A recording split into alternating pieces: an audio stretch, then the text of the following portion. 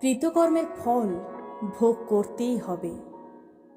আজ যাকে ঠকিয়ে দিলেন, যার বিশ্বাস ভাঙলেন, কৃতজ্ঞতা না দেখিয়ে যার সাথে বেইমানি করলেন, ভালোবাসার সুযোগ নিয়ে যার সাথে অধর্ম করলেন, তৈরি থাকুন সবকিছু ফিরে পাওয়ার জন্য।